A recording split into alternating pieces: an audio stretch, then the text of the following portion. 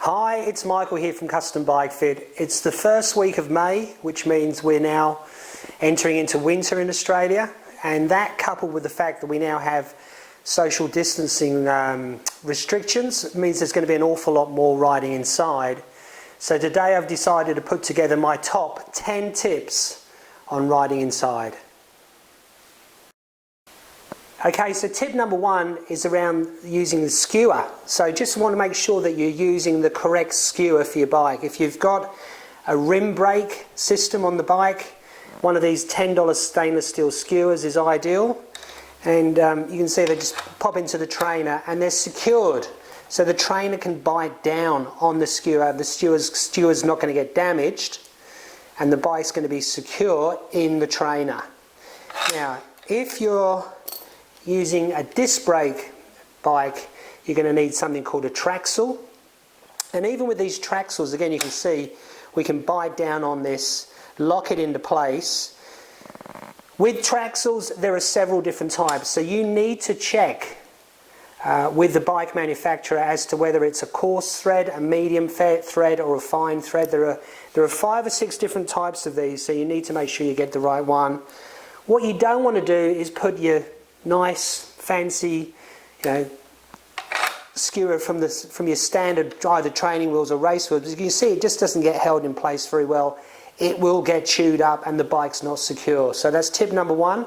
Make sure that you use a trainer-specific skewer. Alright, tip number two is to make sure that the bike is level. Okay, now if the bike is tilted down, when you put a bike in a trainer, the rear wheel is elevated and the front will be lower. And if you're not elevating the front of the bike, you're going to feel like you're falling forward. And that's going to cause maybe pressure on the hands, through the shoulders and the neck, particularly if you're riding for a long time.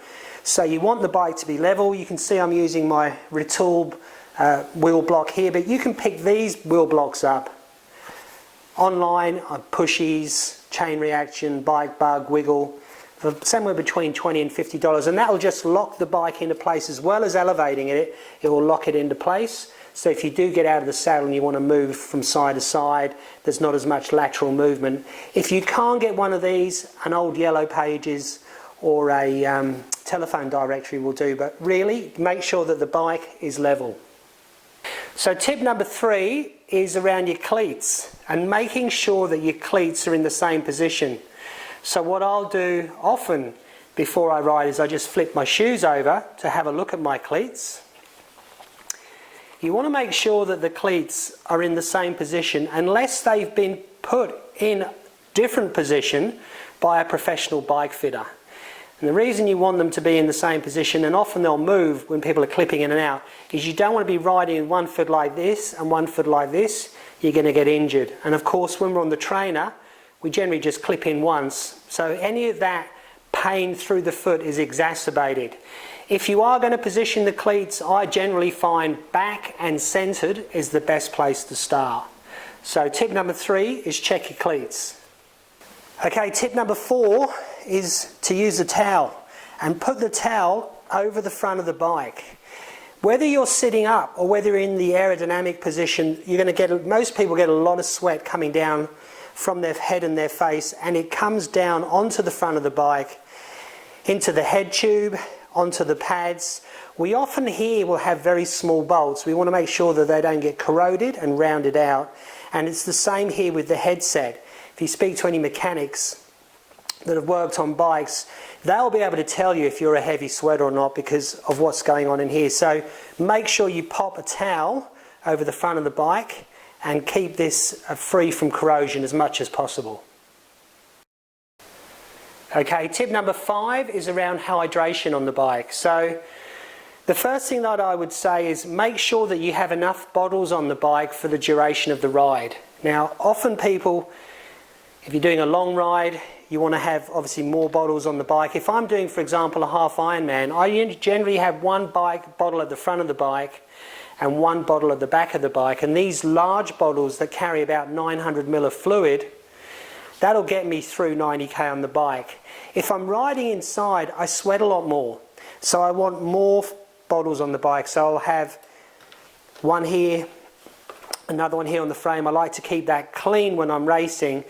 But the point I'm trying to make is you don't want to be getting on and off the bike all the time. Make sure that you have everything at hand and practice that race setup. If you're drinking from a bottle at the front, have that bottle positioned at the front. If you've got your second bottle positioned at the back in a race, do that while you're on the trainer.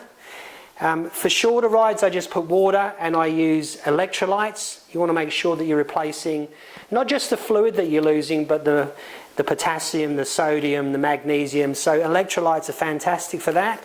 And if you're riding over 90 minutes, something like Infinite. So this product goes into the bottles with your water, and that will keep your energy levels up as well. You want to make sure that when you finish, for example, a session in the morning, that you're fit to go and carry out your day. So hydration, really key when you're on the bike. So tip number 6 is around riding inside what to wear, so the clothing aspect. Now, when I'm riding outside, I like to wear the Fusion SLI Nicks. They are the most comfortable Nicks I've ever come across. They're fantastic. When I'm riding inside, what I want to try and do is replicate what I'll be doing on race day. So when I'm racing, I'll use a speed suit, and I'll either use the long sleeve speed suit, particularly if it's a longer race, an Ironman, half Ironman, and maybe for a shorter race, a sprint, Olympic, I'm using the sleeveless speed suit. So when I'm inside and I'm on my time trial bike, what I'd like to do is put on a pair, and these are the SLI tri-shorts. And the reason for this is, number one, these have the same chamois that we have in the speed suit. Okay, so it's a very minimal chamois. That's number one. They're really comfortable. It's nice to know what it's going to feel like on race day, so what the saddle feels like underneath you. So putting on the SLI or any of the tri-shorts from Fusion. The other great thing is, if I'm going to get off the bike and do a run, so a brick session, I don't want to be in a pair of Nicks. I'd much rather be in a pair of shorts, and then I can throw a singlet on or a t-shirt, and I'm out the door quickly for my run off the bike. Okay, tip number 7 is to make sure that you warm up. A lot of people doing rides on Zwift at the moment, and a lot of races, which is fantastic. But just make sure that you warm up before you start any of that sort of activity, and you'll get more out of your session. So tip number 8 is to cool down. Make sure that after your session you spend a few minutes just to spin your legs out. It doesn't need to be long, 5 or 10 minutes. It's going to better help you to prepare for maybe you're backing up for a session later in the day, or backing up for a session the next day. Just give yourself a little bit of time to cool down, spin those legs out, bring the heart rate down. Just don't jump straight off the bike, particularly if you've done a tough session. Okay, tip number 9 is to make sure when you get off the bike that you wipe the bike down. So I just use baby wipes, and I'll do this whether I'm riding outside or riding inside. Just wipe off some of that sweat, keep the bike nice and clean. The bike's more pleasurable to get on when it looks good, and you'll preserve the life of the bike better. It'll last you longer if you give it a little bit of love. So when you get off the bike, wipe it down, get the sweat off. Okay, and my final tip, so tip number 10, is around bike fit. If you're not comfortable on your bike, the first thing I recommend you do is go onto my YouTube channel. There'll be a link below underneath this video to that YouTube channel. There's about 100 videos on there. Most of them are geared towards triathletes and their bike fit tips. So there's a lot of information there that you can use to self-serve. And if you need any additional help, I have my one-on-one fitting service, which I deliver in person. But I also have a remote fitting service which I deliver to people all around Australia, in fact around the world.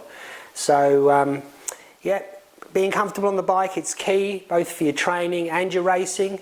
You want to make sure you're comfortable, you're riding efficiently, that you're getting the most power that you can out of the bike, that you're not getting injured, and that you're going as fast as possible. So, you know, maximising or optimising your aerodynamics on the bike as well. Thanks for viewing. Wish everyone all the best through the winter months, and if there's anything I can do to help, please don't hesitate to reach out. Thank you.